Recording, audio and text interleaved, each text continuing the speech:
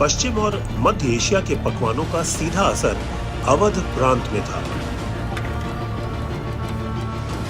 अवध के नवाब मुगल शासकों के सूबेदार हुआ करते थे। लखनऊ ने अपना बहुत नाम इसलिए कमाया कि लखनऊ जो था उसका डायरेक्ट मिडल ईस्ट में ईरान थे और आपका जो उज़्बेकिस्तान है या इन सब जगहों पे जो शिया बहुल इलाके थे वहाँ से डायरेक्ट रब्ता रहा, क्योंकि नवाबीन यहाँ के सब शिया थे। तो उस वजह से लखनऊ का कल्चर जो है वो बहुत तेज़ी से बढ़ा भी और बहुत तेज़ी से फैला भी। अगर आप देखें तो पूरी दुनिया में इस वक्त कबाबों की जो रेंज है वो सब की सब जो है वो लखनऊ से कहीं ना कहीं जुड़ी हुई है। जैसे हम लोग एक कबाब के बारे में बात करते हैं बहुत आम तौर पे, जैसे शामी कबाब।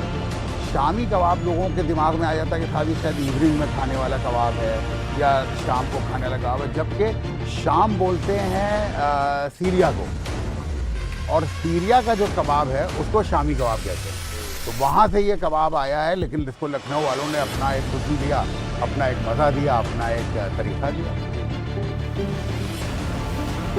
गलावटी, शामी और काकोरी कबाब सभी का नाता अवध से है।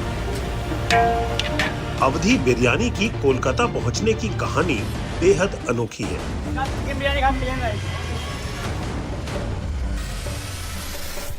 1856 में अवध के नवाब वाजिद अली शाह की रियासत पर ब्रिटिश ईस्ट इंडिया कंपनी का राज हो गया था।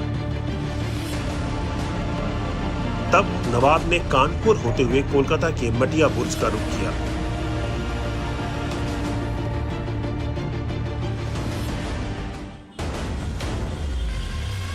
वाजिद अली शाह ने जब मटिया बुर्ज में छोटा लखनऊ स्टैब्लिश किया, और ये भी हम साथ साथ कहते चले आपको कि वो यहाँ बसने के लिए तो आए नहीं थे, वो कलकत्ता आए थे क्योंकि वो लंदन जा रहे थे अपनी माँ के साथ, अपनी वालिदा मलका केशवर के साथ क्वीन विक्टोरिया के सामने अपना केस रखने के लिए कि मेरे ऊपर गलत इल्ज़ामात लगाए गए हैं और वो वापस लिए जाए और मेरी हुकूमत, मेरी सल्तनत हमें वापस लौटा दी जाए।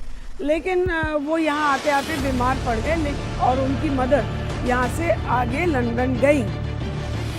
इस बीच 1857 की जंग छिड़ने लगी यूपी में, उत्तर प्रदेश में, और यहाँ तक उसका असर आने लगा।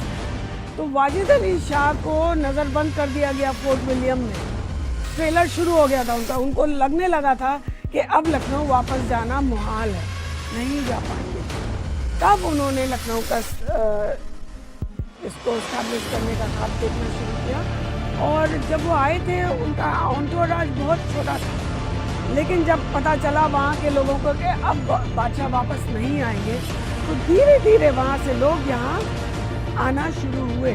तो 400-500 लोगों से छोटा लखनऊ बसना शुरू हुआ, और जब वाजिद अली शाह का इंतकाल हुआ उस वक्त वहाँ की आबादी 40,000 हो चुकी थी। आप सोचिए उस वक्त के 40,000 मटिया बुर्ज जैसे जगह पर जहाँ कोई आबादी नहीं, कितने लोग इस्टेब्लिश हो गए थे दुनिया के, मतलब उनके शायर, म्यूजिशियंस, डांसर्स, पतंगबाज और बटेरबाज और ये बाज, कबूतरबाज, ये इस तरह की महफिलें यहाँ जमने लगी, मुशायरे होने लगे।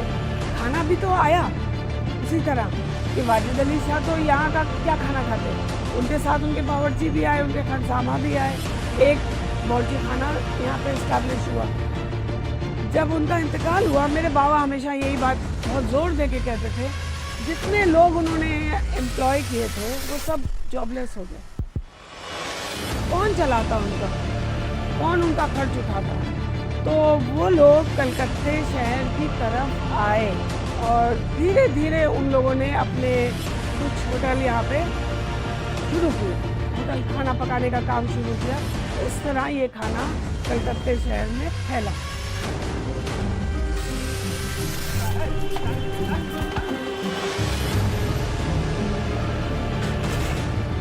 जायकेदार पकवानों की अपनी खानदानी विरासत को बढ़ाते हुए मंजिलात ने कोलकाता में एक अवधी बंगाली रेस्टोरेंट खोला है। आपकी क्या सिग्नेचर डिशेस हैं जो आपकी फैमिली लेगेसी की कुजीन से आप बनाती हैं? ये क्वेश्चन मेरे पर्सनल इंटरेस्ट का भी है। उनमें से सबसे टॉप है तो बिरयानी, कलकत्ती की अवधी बिरयानी जिसमें आलू होता है, आलू के पीछे हिस्ट्री है। राइट। और मैंने अपने मेन्यू में कुछ ऐसी चीज़ें रखी हैं जो अगर लोग लखनऊ ना जाएं तो यहाँ पे एक्सपीरियंस कर लें। जी, जैसे यखनी पुलाव, यखनी पुलाव, वो आपको यहाँ किसी होटल में नहीं मिलेगा। बिल्कुल बिल्कुल ओरिजिनल यखनी पुलाव। अभी क्या यखनी पक रही थी, खुशबू सी की थी, आपको खुशबू आ गई? मुझे यखनी की खुशबू आ गई। फैंटास्टिक।